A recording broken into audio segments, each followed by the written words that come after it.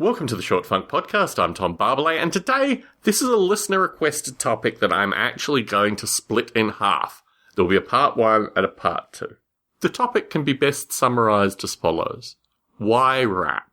This was a question that was put to me by 2 Short Funk listeners, Rich Murphy and Dave Falkenberg, when I met up with them a couple of weekends ago. It was a couple of Sundays ago. Their question primarily revolved around the Short Funk recordings associated with the art of rap. And their perspective also came from the fact that they didn't feel like rap was anything that was musically accessible to them. Maybe it was past their, prime musical listening, musical absorbing time, but from their perspective, it seemed like a curiosity that I had a particular interest in early rap. When I was 13, I came to Los Angeles. I came to Los Angeles because my father was at UCLA, and I came to stay with him for a month. Through the nature of his work, and also just who my father is, I was put into summer school for 3 out of 4 of the weeks that I stayed with my father.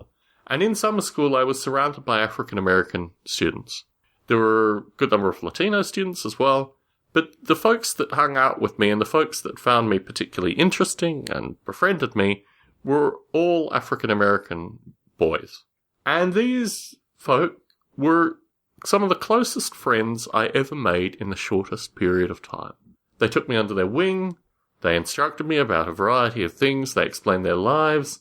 They were, I guess, a group of folk that I never would have had any interaction with if it had not been through these circumstances. Earlier on, I had started getting various microcosms of rap music. Tone Loc, the musical performer, had entered my musical interest. I had some background interest associated with what I later realised was Eric B. and Rakim. But these kind of things were very difficult to get into Australia. Australian music was very well defined. It's very well defined associated with the American pop music and European and British pop music that came into Australia. But also it was well defined associated with what you were supposed to listen to. And I think this also occurred in the US as well. Rap was so completely out of field in the early 90s in Australia that it was almost cultish. And because I had been to Los Angeles, and because I had some records that I purchased in Los Angeles, and because I continued to follow it with that degree of passion, really rap was my own thing. When I got to high school, I realized that there was a small group of guys who listened to Run DMC, who dressed slightly differently, and for them rap was, their thing as well. But I didn't have much contact with them, and I certainly didn't affiliate with them so early on. I had a wide variety of different rap tapes and, bits and pieces of rap music that I'd collected. And in the school playground, in kind of mid-high school, years 8, 9, for example, this enabled me to exchange albums and things with other folk, but I had well more than they had.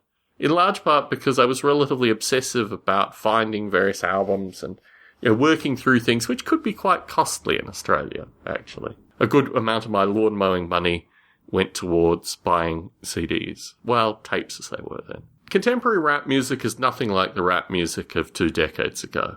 In fact, it is so completely alien that I think it's actually a different musical form.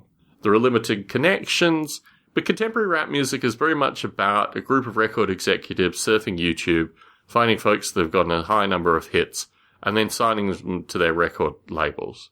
The nature of production, in particular the heavy culture associated with DJing and sampling, is no longer there. The lyrical witticism and the fact that most rappers were typically in their mid-20s before they got commercial album success, which is the theme of 2 decades ago, is no longer the case. Record executives will sign 16-year-olds that have very limited vocabularies, have very limited life experience, and basically produce pap. When you have groups like Public Enemy, X-Clan, Run DMC, obviously NWA, these kind of groups produced music that was so heavily sampled, so heavily layered upon, so heavily representing musical forms that I'd had limited exposure to in Australia, that it created an environment, a culture that I could feel as my own. In the next recording, I'm going to talk a little bit about the technical aspects of rap, but this seems a good opportunity to conclude part 1 of this discussion. Tom Barbalet, in San Jose, signing out.